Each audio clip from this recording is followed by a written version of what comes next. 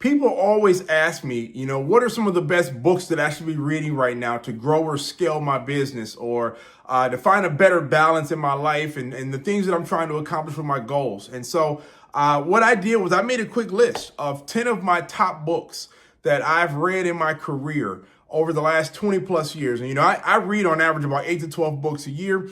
Sometimes I double up some of those books more than once. So I really make sure I pull all the information out of it. I once heard a speaker say, if you want to be a part of the top 1% of your industry, you should be reading at least 8 to 12 books a year. So that's what I've done for most of my career. And so these are in no set order. These are just, like I said, 10 of the top books that I've read that have been game changers in my career. I hope they do the same for you. And I will tell you right now, the 10th book on this list is probably the most underrated book when it comes to business. That is a game changer and going to be the difference maker for you. Let's go. The first is The Lean Startup. The Lean Startup by Eric Ries. Amazing read. I think this is a great book for startups and businesses that are trying to get going. And what I love about it is he really breaks down how to help you start a business with little to no money. How do you start this thing as lean and as thin as you can possibly get it? I think one of the mistakes that I see a lot of startups and early stage entrepreneurs make is they come into the business game. They got this grandiose dream and vision of what they want to create. And oftentimes the vision is bigger than their budget. So they're trying to figure out, how do I get all this money to create this thing that hasn't been proven? No market research. No one has told you that they want it in a massive or big enough number to justify the amount of investment that it's going to take to bring it to life. So because of those things, in the book, he suggests you come up with the idea. Now, how do we shave it down? How do we shave it down to make it as lean as we can possibly make it, to where you can go out, test your idea, confirm that what you have is what people want, and give it to them broken. Give it to them broken on purpose, not with all the proper functionality, so they can tell you what's wrong with it. And now you know what to improve in the business, and then you introduce it in the proper way. And now you start to see traction and get sales and growth and so on from it. So Lean Startup is an amazing read. I've read it more than once. It was something that I've used when I started my career. It's something I still use today when we come up with ideas and we want to test ideas. We shave that thing down and we get the cost as low as we can possibly get it before we try to move it forward and introduce it to the public. So I think it'd be a great read for those who are looking to get started in business, or those who are looking to grow new areas of their business and really aren't sure if the investment is worth it or what the market research should look like. This is a great book to start with.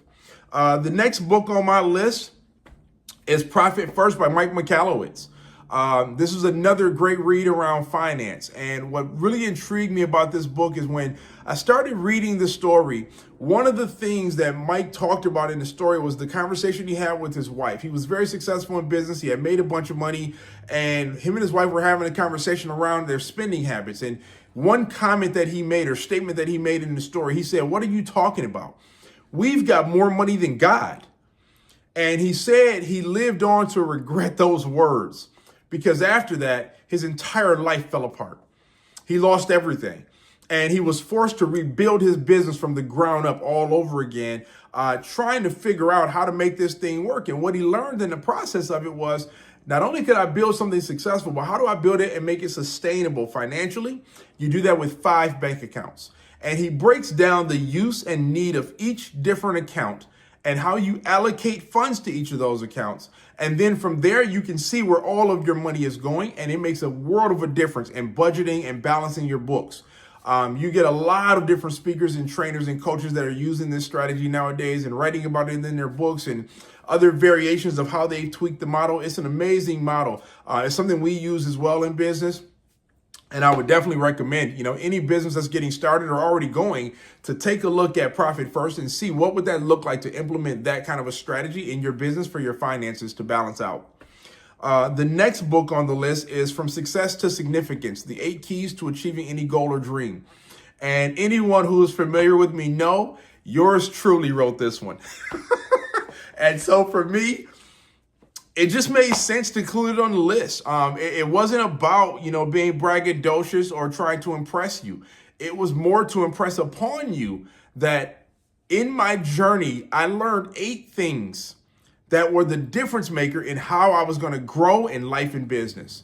And I broke down those 8 things and the times in my life that they made the difference and how they impacted my life. And so it's also a book about my journey. So for those of you that may not be familiar with my story, here's a great way to see how it all started. Because what you see me doing today and the public stuff and the speaking and all the things I do, it did not start this way, not even close. You know, I'm a kid from nothing. And so we tell the story of, how I overcome the obstacles that were in my path. I beat the stereotypes and the odds that were against me and went on to have success, and the things that I learned that were the difference maker in my career on that journey. So it's another great read for the person that's looking to be inspired, looking to get started in business, or the person who's stuck and is looking to figure it out. And even more so, the person who's already had success in business and they're trying to figure out what is the next thing that I should be doing with my life. That's a great book for it, From Success to Significance. The next book on my list is probably one of the deepest books and one of the most challenging books. This is the one that's really going to test you and challenge you mentally, and that's Relentless. Relentless by Tim Grover. Tim Grover was the high performance coach for Michael Jordan for a number of years. He did that, I think, for 15 or 20 years with Michael Jordan. He's trained tons of athletes and CEOs and executives. And to hear him talk about what does it truly mean to be a winner? What does that look like mentally to be a winner at the next level? And to hear him break down what a Kobe Bryant did and what a Michael Jordan did or a Dwayne Wade and talk about the mentality that one has to have to win at the highest level. As you read it, you will learn why everyone doesn't do it. You will discover why everyone can't be a winner in business, why everyone doesn't win in life, why some people give up, why some people just flat out lose, because the person that they have to become to play at the highest level, it's just, what's the word? It's not normal. Let's put it that way. It is a different person. And I respect it. I love it. I have some of those traits, and I know a lot of other trainers and professionals in business who also carry some of the same traits. But it's a level of intensity that we run with, and why we wake up in the middle of the night and we're intense and we pace and we got to write things down. Like, it explains so much of why you're not normal if you have some of those traits or tendencies from the book. So another great read. I'm going to go back to Tim Grover on my next book, and that's going to be Winning.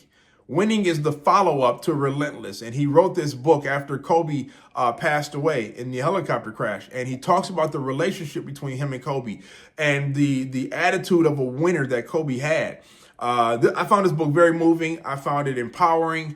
I think I learned a lot about myself and why I move the way I move and why I think differently and why my attitude to win is so intense. And why my desire to be the best is at the highest level. Like, I don't take losses. We win. That's what we do. And if you don't like winning, don't join our team. It's that simple. We like to win. I think one of the quotes, if I were to pick one out of the book, that is a game changer for me. He says, winning doesn't make you heartless. It just means you use your heart less. Whew. And for me, what that says is there is no emotion in business. Business is a thinking sport. Business is a strategy sport. It's not an emotion-led sport. And if you lead with emotion, you lose. This is why Michael Jordan could be friends with all the athletes, but they didn't want to kill them on the court. There was no emotion involved. So another great read that I think will help with like the mindset piece of understanding the traits and how a winner thinks. The next book is another one that falls in the same category as sports, and that's going to be Shoe Dog by Phil Knight, the founder of Nike. Another great read, another powerful memoir. This is probably the best memoir I've ever read in business. I don't know if I've read too many that rank up with this one.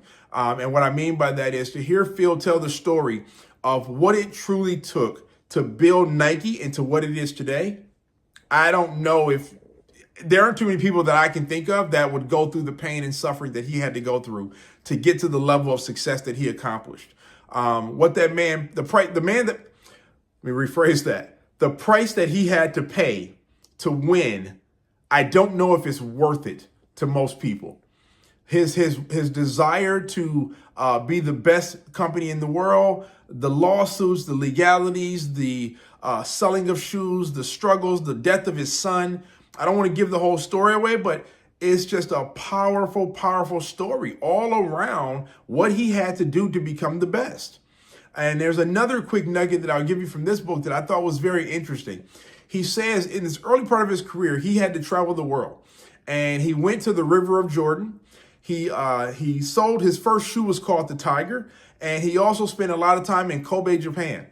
And then all those years later, after doing all that, he signed Michael Jordan, he signed Tiger Woods, and he signed Kobe Bryant. And he talks about, is this a coincidence or was this a part of God's plan for me to have this journey that would allow me to play in this irony of both sides of this the way it did. So again, another great inspirational read for those that are motivated or inspired by the pain and suffering and the journeys of others. The next book that I want to give you is Building a Story Brand by Donald Miller. For me, this is probably hands down one of the best marketing books I've ever read in my entire career. The way he simplifies marketing, the way he simplifies messaging and story, it's a big game changer for a lot of businesses who are not marketers.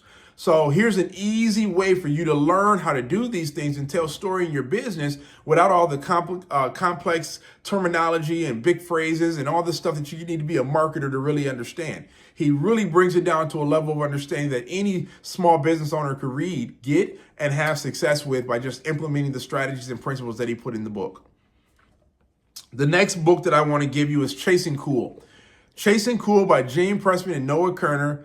This is another I rank very high on my list. I think that this is one of the most underrated books that I've ever read on branding. And I know I said at the start of this, there's one that's underrated. It's not this one. It's the last one. So keep watching. But Chasing Cool is one of the most underrated branding books I've ever read because they break down how do you take a step to the right. That's the theme of the book. I mean, getting out of line with everybody, what everybody else is doing and really creating your own new cool. Create your own new cool and make others get out of line and chase the cool that you've created. Apple has been amazing with doing this. Facebook has done a great job with doing this. And the list of companies go on and on and on. Nike is also on that list. But what they've done is they've mastered the art of creating new cool and then forcing people to chase the new cool that's been created and do the new thing. One of the quotes that I love from the book, he says, looking at another man's backyard is a surefire way of becoming second best. In other words, if you're going to copy what the competitor or an indirect business or whoever is doing and you copy it piece by piece, the likelihood of you failing has just increased. You'll never become number one. You'll always be number two on the list. So another great read if you really want to understand the power of branding, hearing stories like Ralph Lauren and some of the mistakes that they made in business and their ups and downs. Really, really great book around branding. The next book is The E-Myth Revisited by Michael Gerber. Another great read. This book was a game changer for me when it came down to me better understanding processes and systems in my business. So this is a very technical read that's done in a very simplistic manner. He breaks down the 3 levels that every business should have to be successful and to prepare for an exit strategy. For those of you that want to sell your business one day or get out of the business, he says there's 2 guarantees in life and business. One is that you're going to pay taxes, right? That's an automatic guarantee. And the second guarantee is that one day you're going to die. And when that day comes and your time comes, what do you want to have happen with the business? What do you want that to look like? What is the business supposed to do after you're gone? For most people, it means I want to pass the business down to my kids. But the reality of it is, for a lot of people, your kids don't want it. Never, ever have your kids asked for the thing that you're doing. I'm in a number of different businesses, and I joke all the time and I tell people, I'm in the wine space, but not once have my kids ever said, Daddy, I can't wait to be in the wine industry. Never. They have their own aspirations and dreams and goals. They have the things that they're after. And so the worst thing that I could do, one of the worst things I could do in business is to pass down a business to my kids that they did not ask for. Instead, prepare an exit strategy that allows you to sell the business, and then you hand down the money and allow them to invest in their own vision, their own dreams, their own aspirations. That's one of the pieces that I picked up in the book that was a game changer for me. And then the last book The book that I've made a few comments about today that I've said that would be the most underrated book on the list, and that's Save the Cat by Blake Snyder. Now, some of you are going to look at this book and say, wait a second, Kris, this is a film book. I have no interest in being in film. I'm in business. I agree, but let me pause for a minute. Let me tell you why before you condemn this one.